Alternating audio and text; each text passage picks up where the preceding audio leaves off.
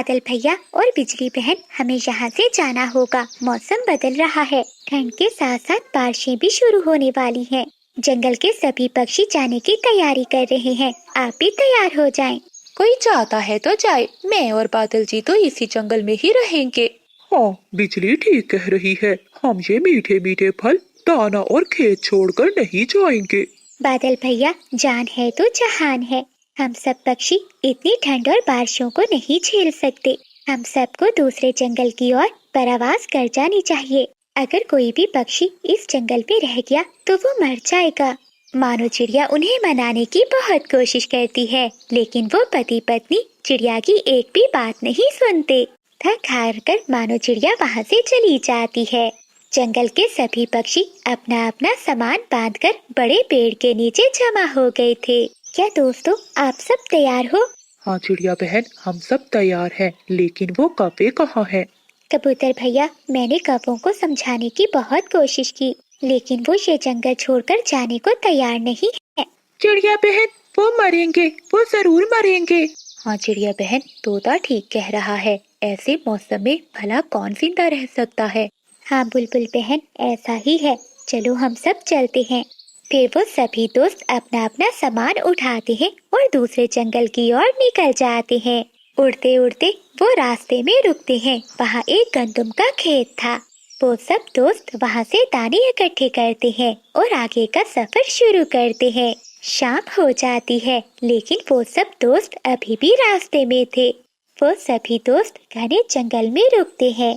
दोस्तों, ये जंगल हमारा नहीं है, इसलिए हम सब दोस्तों को इस जंगल में सावधान रहना होगा। हाँ चिड़िया बहन, हम सबको बारी बारी पहरा देना होगा। हम में से हर पक्षी बारी बारी रात को पहरा देगा। ठीक है कबूतर भैया। सबसे पहले मानो चिड़िया ऊंचे पेड़ पर बैठ जाती है और बाकी सब पक्षी सो जाते हैं। बिजली कवि और बादल कव्वा अपने घर में आराम से लेटे हुए थे। देखो ना बादल जी, हम यहाँ आराम से लेटे हुए हैं। हमारे पास घर है, फल है और अनाज है। भला हम क्यों दूसरे पक्षियों की तरह मुसीबत उठाएं? हाँ बिजली, इतनी दूर प्रवास करना कोई आसान काम नहीं है। देखना, उन पक्षियों को तो रास्ते में चीलें ही खा जाएंगी। मानो चिड़िया पहरा दे रही थी, तभी उसे दूर से चीलों की आवाज सुनाई देती है। मानो चिड़िया भागी भागी अपने दोस्तों के पास आती है। उठो दोस्तों, उठो, जल्दी करो, मैंने अभी चील की आवाज सुनी है। वो सभी पक्षी जल्दी से उठ जाते हैं और कुछ झाड़ियों के पीछे छुप जाते हैं। दो चीलें वहाँ आ जाती हैं। छोटी, पक्षियों की खुशबू तो यहीं से आ रही थी, लगता है डर कर भाग गए। हाँ बड़ी, चलो अब घर चलते हैं, मुझे बहुत नींद आ रही है। फिर वो दोनों चील बहनें वहाँ से चली जाती हैं। पक्षियों की मुश्किल भरी लंबी रात गुजर जाती है। फिर सभी पक्षी अपना अगला सफर शुरू करते हैं। शाम होने से पहले पहले वो सब दूसरे जंगल पहुँच जाते हैं। वो जंगल बहुत अच्छा था, वहाँ का मौसम भी बहुत सुहाना था। वो काफी पूरा दिन जंगल में घूमते, क्योंकि कोई भी पक्षी उस जंगल में नहीं था। वो पति पत्नी कभी चिड़िया के घर में जाते और कभी तोते के घर में। बादल जी, वो मोटी चोंच वाला अपने घर में कुछ भी नहीं रख कर गया। हाँ बिजली, कोई भी पक्षी अपने घर में कोई भी काम की चीज नहीं रख कर गया। दूसरे जंगल में सभी पक्षियों ने अपने अपने लिए छोटे छोटे घर बना लिए थे। वो सब पक्षी अब बहुत खुश थे, क्योंकि उनके पास खाने के लिए दाना भी था। वो सब दोस्त अब इकट्ठे थे। ऐसे ही कुछ दिन बीत जाते हैं। कौवों के जंगल में अब ठंडी हवाएं चलने लगी थी। बादल जी, बहुत सर्दी है। हाँ बिजली, आग भी जल रही है, लेकिन फिर भी सर्दी कम नहीं हो रही। बादल जी, हमें डरने की कोई जरूरत नहीं, हम बहादुर कौवे हैं। वो पति पत्नी ऐसे कई दिन गुजारते हैं। एक दिन जंगल में बहुत तेज बारिशें शुरू हो जाती हैं। अब तो कौवों की सूखी लकड़ियाँ भी खत्म हो गई थी और तेज बारिश के कारण उनके घर की छत भी टपक रही थी। बादल जी, आग भी नहीं जल रही, लकड़ियाँ गीली हैं और ये छत भी टपकने लगी है। बिजली, अब तो मुझे भी बहुत ठंड लग रही है। वो पति पत्नी वो रात बहुत मुश्किल से गुजारते हैं। बादल जी, क्या हम जिंदा है? हाँ बिजली, हम जिंदा है। हमने बहुत बड़ी गलती की, हमें भी अपने दोस्तों के साथ चले जाना चाहिए था। बादल जी, अभी भी देर नहीं हुई, चलो हम भी चलते हैं। हम भी सब अपने पक्षी दोस्तों के पास चलते हैं। ऐसा कहते हुए वो पति पत्नी जंगल से निकलते हैं। वो रात घने जंगल में गुजारते हैं और फिर अगली सुबह वो दोनों अपने दोस्तों के पास पहुंच जाते हैं।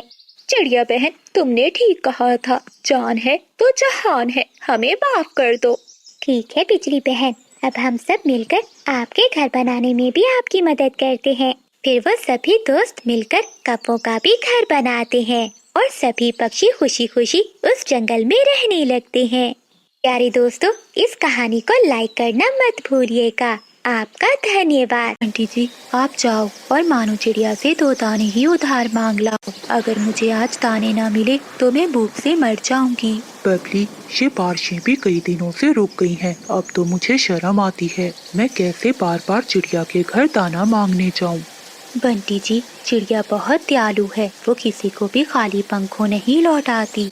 तेज बारिश में बंटी कबूतर छाता लिए अपने घर से निकलता है और मानो चिड़िया के घर पर जाकर दरवाजे पर दस्तक देता है।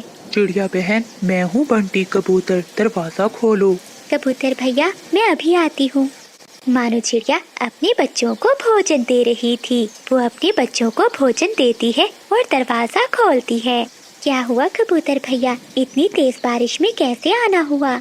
मानो बहन, मुझे कहते हुए शर्म आती है, मैं फिर से दाना मांगने आया हूँ। कोई बात नहीं कबूतर भैया, आपको दाना चाहिए, मैं अभी ला कर देती हूँ। फिर मानो चिड़िया घर में जाती है और एक पोटली में दाने भरकर कबूतर को लाकर देती है। कबूतर भैया, जब तक मेरे पास अनाज है मैं किसी पक्षी को भी अपने घर से खाली नहीं मोड़ूंगी। लेकिन हाँ, जब मेरे पास दाने खत्म हो गए तो देखा जाएगा। मानो बहन, आप बहुत दयालु हो और समझदार भी। जब हम सब पक्षी अपनी मस्तियों में घूमते तो आपने मेहनत की और आपने उन दिनों दाना जमा कर लिया। अगर हम सब पक्षियों ने भी तुम्हारी तरह दाना जमा किया होता तो आज हम इतनी मुश्किल में ना होते। फिर कबूतर मानो चिड़िया का धन्यवाद करते हुए दाना लेकर वहाँ से चला जाता है। बिजली कभी कबूतर को अपनी खिड़की से दाना लेकर जाते हुए देख रही थी। बादल जी, उठो, वो देखो, वो गया कबूतर। आज फिर चिड़िया से दाना लेकर जा रहा है। तुम भी जाओ और दाना लेकर आओ। कहीं ऐसा ना हो कि वो चिड़िया सारा दाना बांट दे और हम बारिशों के दिनों में भूखे रह जाएं। तुम चिंता नहीं करो, चिड़िया के घर में ढेर सारा दाना है। जितनी भी बारिशें हो, दाना कभी खत्म नहीं होगा। वो छोटी सी चिड़िया न जाने इतने काम कैसे कर लेती है। बिजली, मेरे पिता कहते थे, जो मेहनत करता है वही कामयाब होता है। उसने देखो मेहनत की और दाना जमा किया और अब बारिशों के दिनों में वो सबकी मदद भी कर रही है। फिर बादल कौवा छाता लिए अपने घर से निकलता है और चिड़िया के दरवाजे पर जाकर दस्तक देता है। मानो बहन, मेरी प्यारी बहन, दरवाजा खोलो, मैं हूँ बादल कौवा। फिर मानो चिड़िया जल्दी से दरवाजा खोलती है। बादल भैया, चावल लेंगे या मकई का भुट्टा? जो भी मिल जाए, ऐसे मौसम में भला कहाँ से और दाना मिलेगा। जो भी मिल जाएगा वही खा लेंगे। फिर मानो चिड़िया 2 मकई के भुट्टे लाती है और बादल कौवे को दे देती है। ये लो बादल भैया, ये बहुत मजे के भुट्टे हैं, एक बार खाओगे तो याद रखोगे। ये मकई के भुट्टे मैं किसान के खेत से लाई थी। चिड़िया बहन, तुम्हारा बहुत बहुत धन्यवाद। ये तो शुक्र है ऊपर वाले का कि तुम हमारी पड़ोसन हो, वरना ऐसी बारिश में हम तो भूखे ही मर जाते। फिर बादल कौवा मकई के भुट्टे उठाता है और अपने घर की ओर चला जाता है। बादल जी, ये मकई का भुट्टा तो बहुत स्वादिष्ट है। क्या चिड़िया के घर में ऐसे और भी भुट्टे थे? होगी, मुझे क्या पता, मैं घर में थोड़ी ना गया था। बादल जी, हम कितनी बार चिड़िया से दाना मांग मांग कर खाएंगे। कुछ दिनों तक तो वो हमें दाना भी नहीं देगी। क्यों ना आज रात हम चिड़िया का सारा दाना ही चुरा लें। लेकिन बिजली, ये बहुत मुश्किल है। चिड़िया दरवाजे की कुंडी लगाकर सोती है। बादल जी, तुम कोई छोटे मामूली चोर थोड़ी ना हो, तुम भी तो पूरे जंगल के बड़े चोर हो। भला तुम्हारे लिए चिड़िया के घर में घुसना कौन सा मुश्किल काम है? ये तो तुम सच कह रही हो बिजली, मुश्किल है लेकिन नामुमकिन नहीं। ठीक है, आज रात तैयार रहना, हम कुछ न कुछ करेंगे। बच्चों, घर में सूखी लकड़ियाँ खत्म हो गई हैं और बारिश भी हो रही है। ऐसी ठंड में तो हम रात को कैसे सो पाएंगे? आप दोनों घर में ही बैठो, मैं अभी जंगल से कुछ सूखी लकड़ियाँ ढूंढ कर लाती हूँ। फिर मानो चिड़िया अपना छाता लिए घर से निकलती है। वो घने जंगल में जाती है, जहाँ एक पेड़ के नीचे उसे कुछ सूखी लकड़ियाँ मिल जाती हैं। वो लकड़ियाँ उठा ही रही थी कि उसे किसी पक्षी के रोने की आवाज सुनाई देती है। मानो चिड़िया जरा आगे होकर देखती है, वहाँ एक तोती बैठी रो रही थी। मेरे बच्चे भूखे हैं और मेरे घोंसले में एक भी दाना नहीं है, मैं क्या करूँ? ऊपर वाले, इससे अच्छा था कि तू मुझे अपने पास ही बुला लेता। मैं अपने बच्चों को भूखा नहीं देख सकती। मानो चिड़िया तोती के पास जाती है। तोती बहन, आप ऐसे क्यों रो रही हैं? चलिए आप मेरे साथ चले, मैं आपको दाना देती हूँ। ये सुनकर तोती खुश हो जाती है। लेकिन ऐसी तेज बारिश में आप मुझे दाना कहाँ से देंगी? तुम उसकी चिंता मत करो, मैंने पहले ही दाना जमा करके रखा हुआ था। फिर मानो चिड़िया तोती को अपने साथ अपने घर में ले जाती है और कुछ अनाज उसे एक पोटली में डालकर दे देती है। ऐसे रात भी हो जाती है, लेकिन बारिश तो रुकने का नाम ही नहीं ले रही थी। रात को तेज बारिश में बादल कव्वा और बिजली कव्वी अपने घर से निकलते हैं और वो चिड़िया के घर के पास जाकर बैठ जाते हैं। बादल जी, चिड़िया का दरवाजा तो बंद है, वो देखो खिड़की खुली है, तुम जाओ खिड़की से ही चले जाओ। ठीक है बिजली, तुम ध्यान रखना। फिर बादल कव्वा खिड़की से चिड़िया के घर में घुस जाता है। बादल कव्वे को पता ही नहीं चलता, खिड़की के साथ दिया पड़ा हुआ था। जैसे ही वो घर में घुसता है तो पूंछ पर आग लग जाती है। मर गया, मैं मर गया, मेरी पूंछ जल गई। शोर सुनकर बिजली कव्वी वहाँ से भाग जाती है। बेशरम कव्वी, तुम मेरे घर में क्या करने आई हो? वो मैं तो बस बच्चों से मिलने आया था। अच्छा, तुम्हें खिड़की ही मिली थी बच्चों से मिलने के लिए? मीना बेटी, जरा झाड़ू दो मुझे। फिर मानो चिड़िया झाड़ू से बादल कव्वे की खूब पिटाई करती है। बचाओ, मुझे बचाओ। मैं सबको दाना देती हूँ और सबकी मदद करती हूँ, लेकिन फिर भी काले कव्वे तुम मेरे घर में चोरी करने चले आए। फिर किसी न किसी तरह बादल कव्वा अपनी जान बचाकर चिड़िया के घर से भाग जाता है। तेज बारिश में बादल कव्वा अपने घर के बाहर बैठा हुआ था। ये पक्षी भी बहुत चालाक हो गए हैं, क्या जाता है इनका, अगर एक दाना मुझे दे दिया करे। अब तो जंगल का कोई पक्षी भी मेरा विश्वास नहीं करता, क्या करूं मैं? आज तो भूख भी बहुत लगी है और ऐसी बारिश में अब मैं दाना कहाँ से ढूंढने जाऊंगा? तभी उसे दूर से बंटी कबूतर दाना लेकर आता हुआ दिखाई देता है। ये कबूतर तो मेरा बहुत बड़ा दुश्मन है, ये तो कभी मेरी बातों में नहीं आएगा। तभी कव्वे के दिमाग में एक नई शरारत आती है। जैसे ही कबूतर कव्वे के पास पहुंचता है तो बादल कव्वा नीचे लेट जाता है और अपनी आंखें बंद करके जोर जोर से हिलने लगता है। कव्वे को ऐसा करता हुआ देखकर कबूतर जल्दी से वहाँ आता है। बादल कव्वे, क्या हुआ तुम्हें? लेकिन कव्वा कोई जवाब नहीं देता और वैसे ही करने लगता है। बंटी कबूतर थोड़ा सा पानी कव्वे के मुंह में डालता है, लेकिन कव्वा फिर भी वैसा करना ही जारी रखता है। पता नहीं इसे क्या हो गया है, ऐसा करता हूँ थोड़ा सा दाना खिलाता हूँ, शायद ये ठीक हो जाए। कव्वा जब ये सुनता है वो तो खुशी से भूल जाता है। फिर कबूतर दाना कव्वे को खिला देता है, तभी कव्वा भी उठ जाता है। बादल कव्वे, मैं तो घबरा ही गया था, तुम्हें क्या हुआ था? तुम्हें क्या बताऊं कबूतर के मुझे क्या मसला है। सभी पक्षी समझते हैं कि मैं बहुत काहिल और सुस्त हूँ, लेकिन कोई ये नहीं जानता कि मुझे कितनी बीमारियाँ हैं। 3-4 रोज से तो मैं कुछ ज्यादा ही बीमार हूँ। बैठे बैठे ही चक्कर आने लगते हैं और मन घबराने लगता है। तुम ही बताओ कबूतर कि ऐसी हालत पे मैं कैसे काम करूं? मेरी जिंदगी का तो अब कोई भी भरोसा नहीं है। बादल, ऐसा तो ना कहो, हम सब हैं ना तुम्हारे साथ। हम सबको ये तो नहीं पता था कि तुम इतने बीमार हो।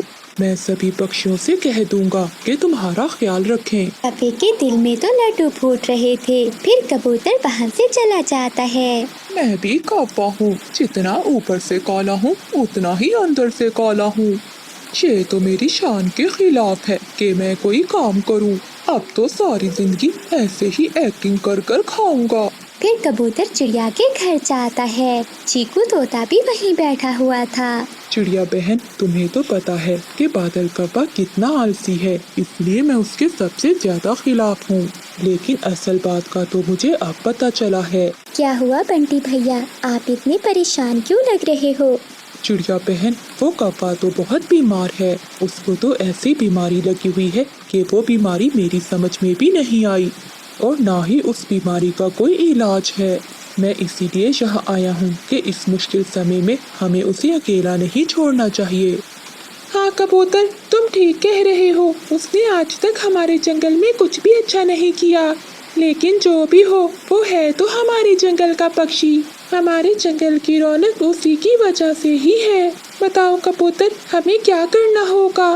मैंने सोचा है कि हम सब मिलकर बारी बारी उसे दाना दिया करेंगे। हाँ बंटी भैया, आपकी बात बिल्कुल ठीक है, हम ऐसा ही करेंगे। अगली सुबह वो तीनों पक्षी बादल कौवे के पास जाते हैं। बादल भैया, मुझे आपसे बहुत शिकायत है। जैसा भी हो, मैंने हर मुश्किल समय में आपका साथ दिया है। आपको मुझे बताना चाहिए था अपनी बीमारी का। मानो बहन, मैं तुम्हें परेशान नहीं करना चाहता था, बस मैं अकेला ही लड़ना चाहता था। ऐसा कहते हुए कौवा फिर से वही एक्टिंग करना शुरू कर देता है। ये देखकर चिड़िया डर जाती है और वो कबूतर के बताए हुए मुताबिक एक दाना कौवे के मुंह में डाल देती है। कुछ ही देर में कौवा उठकर बैठ जाता है। कौवे भैया, आपने घबराना नहीं है, आप जल्दी ठीक हो जाएंगे। मानो बहन, मुझे लगता है अब मैं जल्दी ही मर जाऊंगा। ये बीमारी मुझे मारकर ही मेरा पीछा छोड़ेगी। अभी तो आज मुझे अपने घोंसले की मुरम्मत का काम भी करना था। जैसे ही मेरी सेहत ठीक होती है, मैं ये काम करना शुरू कर दूंगा। कौवे भैया, मैं कर दूंगी आपके घोंसले का काम। इसी हालत में मैं आपको घर का काम नहीं करने दूंगी। ठीक है चिड़िया बहन, अगर तुम कह रही हो तो ठीक है, वरना मैं खुद ही कर लेता। बेचारी चिड़िया सारा दिन जंगल से सूखे तिनके लाकर कौवे की छत की मुरम्मत करती है। अगले दिन बादल कौवे का मामा साथ वाले जंगल से आता है। वो देखता है कि सभी पक्षी कौवे की बहुत सेवा कर रहे हैं। पक्षियों के जाते ही उसका मामा बादल कौवे के पास जाता है। भांजे, क्या तुम जंगल के राजा तो नहीं बन गए जो सभी पक्षी तुम्हारी इतनी सेवा कर रहे हैं? मामा जी, ऐसा ही समझ ले। अगर आप कहें तो आपको भी ये राज बता दूं। तभी कबूतर वहीं से गुजर रहा था। वो उन दोनों की बातें सुन लेता है। मामा जी, सभी पक्षी मुझे देखकर दूर भागते थे, कहीं मैं उनसे कुछ मांग ना लूं। लेकिन इस बार मैंने भी ऐसा खेल खेला है कि आपने अपनी आँखों से देख ही लिया है। फिर बादल कौवा सारी बात अपने मामा जी को बता देता है। अरे वाह, सच में बादल, तुम्हारे जैसा दिमाग किसी का नहीं है। कबूतर जो सुबह सुबह फल लेकर कौवे के पास आया था, वो ये सारी बातें सुन लेता है और उसे अपने आप पर बहुत गुस्सा आता है कि वो कैसे उल्लू बन गया। लेकिन कौवे, अब तुम इस बात की चिंता ना करो, इसका बदला तो मैं तुमसे लेकर ही रहूंगा। फिर वो सभी पक्षियों को बुलाता है और उन्हें सारी बात बताता है। लेकिन बंटी भैया, अब हम क्या करेंगे? चिड़िया बहन, हम भी उसके साथ वैसा ही करेंगे जो उसने हमारे साथ किया है। हम भी वैसी ही एक्टिंग करेंगे जैसी वो करता है। कबूतर, क्या मतलब है तुम्हारा? मेरा मतलब है कि जब भी कौवा एक्टिंग करने लगे, जो पक्षी भी वहाँ हो वो भी वैसी एक्टिंग करने लग जाए। इससे क्या होगा? इससे वो खुद ही एक्टिंग करना छोड़ देगा। अब इससे ज्यादा हम कुछ भी नहीं कर सकते। उस दिन के बाद सभी पक्षी ऐसा ही करते हैं। दोपहर को मिठू तोता कौवे के घोंसले में जाता है। तोते को देखकर कौवा वैसे ही करने लगता है। तुरंत तोता भी लेटकर अपनी आंखें बंद कर जोर जोर से हिलने लगता है। ये देखकर बादल कौवा बहुत परेशान हो जाता है। शाम को जब रानू चिड़िया आती है तो कौवा उसे देखकर भी वैसी एक्टिंग शुरू कर देता है। तो मानो चिड़िया भी कव्वे की एक्टिंग करना शुरू कर देती है। कव्वा तो और भी परेशान हो जाता है। मैं तो ऐसे ही एक्टिंग कर रहा था, ये सभी पक्षियों को क्या हो गया है? अब मेरे दाने का क्या होगा? अगली सुबह कबूतर घबराया हुआ कव्वे के पास जाता है। बादल यार, पूरे जंगल में तुम्हारी बीमारी फैल गई है। मैं अभी पास के जंगल में बुलबुल डॉक्टर से मिलकर आया हूँ। पता है उसने क्या कहा है? क्या कहा है उसने? उसने कहा है कि ये बीमारी जिसको सबसे पहले लगी है उसके दिल को निकालना होगा, फिर ही मैं उसके दिल की वजह से इस बीमारी को जान पाऊंगी। बादल यार, अब सभी पक्षियों की जिंदगी का सवाल है। मुझे पूरा यकीन है कि तुम अपने दोस्तों के लिए ये कुर्बानी जरूर दोगे। ये सुनकर बादल कव्वे के तो रंग ही उड़ जाते हैं। लेकिन मुझे तो कोई ऐसी बीमारी है ही नहीं, तो क्यों मैं अपना दिल दूं? तभी बाकी सब पक्षी भी आ जाते हैं। मैं तो बस ड्रामा कर रहा था आप सबसे दाना लेने के लिए। कव्वे, हम सब भी ड्रामा ही कर रहे थे तुमसे सच बुलवाने के लिए। क्या तुम खुद को ज्यादा होशियार समझ रहे थे? लेकिन तुमसे ज्यादा बुद्धू कोई भी नहीं है इस जंगल में। अरे ओए महारानी, जल्दी जल्दी काम कर। तेरे पंखों ने काम करना बंद कर दिया है क्या? कब से देख रही हूँ कैसे मर मर के काम कर रही है। नहीं नहीं मालकिन, बस वो मेरी आज थोड़ी तबीयत खराब थी। हाँ हाँ, पहले कौन सा तेरी तबीयत ठीक रहती है, जब देखो बीमार ही रहती हो। मालकिन, आपके लिए ही तो मैं जंगल के बाहर गई थी, वो मीठे फल लाने, तभी मेरी तबीयत खराब हो गई। ये सुनते ही बिजली कव्वे को गुस्सा आ जाता है और वो पास पड़ा हुआ डंडा उठाकर मानो चिड़िया को मार देती है। बहुत ज्यादा जुबान चलने लग गई है तेरी, अपनी जुबान को लगाम दे। कहीं ऐसा दिन ना हो कि मैं तेरी जुबान ही काट लूं। मालकिन, माफ कर दे मुझे। चल अब बस हो गई तेरी चू चू। ऐसा ना हो कि प्रिया की डोली के साथ साथ तेरी अर्थी भी उठा दूं। जा जाकर देख प्रिया तैयार हुई कि नहीं। जी मालकिन, अभी जाकर देखती हूँ। ऐसा कहते हुए मानो चिड़िया रोती हुई प्रिया के पास जाती है। अरे प्रिया बेटी, आप इतनी उदास क्यों हो और अभी तक तैयार क्यों नहीं हुई? मालकिन तुम्हें नीचे बुला रही हैं। आंटी, आंटी मुझे बचा ले, मैं अभी ये शादी नहीं करना चाहती। मैं पढ़ना चाहती हूँ और अपनी माँ का सपना पूरा करना चाहती हूँ। बेटी, जिसके माँ बाप नहीं होते तो ये दुनिया उसे जीने नहीं देती। आंटी, अगर मेरे माँ बाप नहीं है तो इसमें मेरी क्या गलती है? वो दोनों मुझे बचपन में ही छोड़कर चले गए। प्रिया बेटी, मैं तुम्हारे लिए कुछ भी नहीं कर सकती। मालकिन और मालिक के आगे भला कौन बोल पाता है?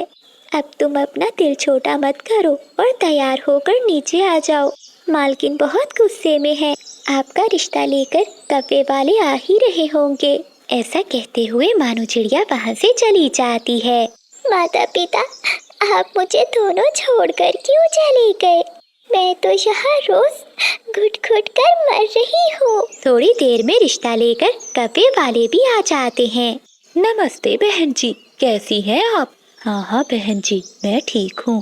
मानो कहाँ मर गई है, जल्दी से मिठाई लेकर आ जो प्रिया ने अपने पंखों से बनाई है। जी जी, अभी लाई मालकिन। फिर मानो चिड़िया रसोई से सबके लिए मिठाई लेकर आती है। तभी उसकी नजर भूरे कव्वे पर पड़ती है जो प्रिया से शादी करने आया था। अरे ये कव्वा तो एक नंबर का जुआरी और डाकू है। ए ऊपर वाले, ये मालिक और मालकिन क्या अनर्थ कर रहे हैं? प्रिया बेटी की तो जिंदगी खराब हो जाएगी। मैं ये शादी किसी हाल में नहीं होने दूंगी। अरे क्या देख रही हो इधर उधर? जल्दी से मिठाई रखो और मेहमानों के लिए खाना लेकर आओ। फिर मानो चिड़िया मिठाई रखती है और अपने मालिक और मालकिन से कहती है, मालकिन और मालिक, ये आप दोनों क्या कर रहे हैं? ये कव्वा तो एक नंबर का जुआरी और डाकू है। अच्छा, तुझसे किसी ने राय मांगी है? बढ़िया ही हमें बताने वाली, चल जा। लेकिन मालकिन, लगता है सुबह की मार ये भूल गई है, तभी तो इसकी चोंच इतनी चल रही है। अपने मालिक मालकिन को गुस्से में देखकर मानो चिड़िया चुपचाप वहाँ से चली जाती है। अरे बहन जी, बातें तो बहुत हो गईं, अब जल्दी से प्रिया बेटी को बुला दे। हाँ हाँ क्यों नहीं, अभी बुला कर आती हूँ। फिर बिजली कव्वे प्रिया को बुलाने चली जाती है। अरे महारानी, तैयार हुई कि नहीं? अब जल्दी से चल। चाची, आप मेरे साथ ऐसा क्यों कर रही हैं? आपको पता है ना कि मैं अभी पढ़ना चाहती हूँ। मुझे ये शादी नहीं करनी। ज्यादा अपनी जुबान मत चला, भेजूं क्या तेरे चाचा को? और हाँ, थोड़ा मुस्कुरा देना अगर ये रोती हुई सूरत लेकर गई काफे वालों के सामने, तो मुझसे बुरा कोई भी नहीं होगा, समझी? ऐसा कहते हुए बिजली का भी वहाँ से चली जाती है। थोड़ी ही देर में प्रिया भी तैयार होकर आ जाती है। अरे पापा, ये तो बहुत सुंदर है। हाँ हाँ, क्यों नहीं, आखिर ये भतीजी किसकी है? तभी भूरा कौवा कहता है, माँ, मैं थोड़ी देर अकेले में प्रिया से बात करना चाहता हूँ। हाँ हाँ, क्यों नहीं बेटे।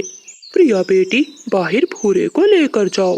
प्रिया चुपचाप वहाँ से भूरे कौवे को लेकर घर से बाहर आ जाती है। प्रिया, मुझे ये तो बताओ, क्या तुम्हें भोजन बनाना आता है? डरी और सहमी हुई प्रिया अपना सर हिला देती है।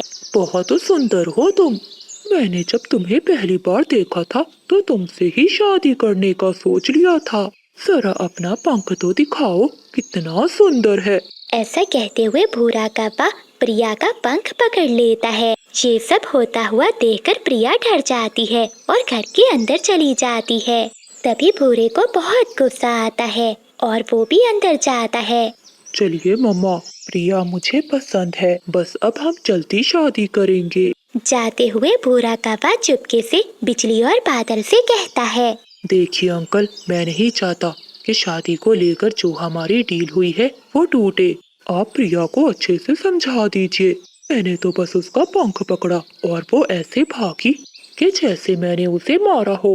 भूरे बेटे, तुम चिंता नहीं करो, मैं उसे समझा दूंगा। बस तुम उस पोटली की डील मत भूलना, सोने के सिक्कों से भरी हुई पोटली। हाँ हाँ अंकल, मुझे सब याद है, बस ये बात मेरे माता पिता को नहीं पता चलनी चाहिए कि प्रिया से शादी करने के लिए मैं आपको सोने से भरी हुई पोटली दे रहा हूँ।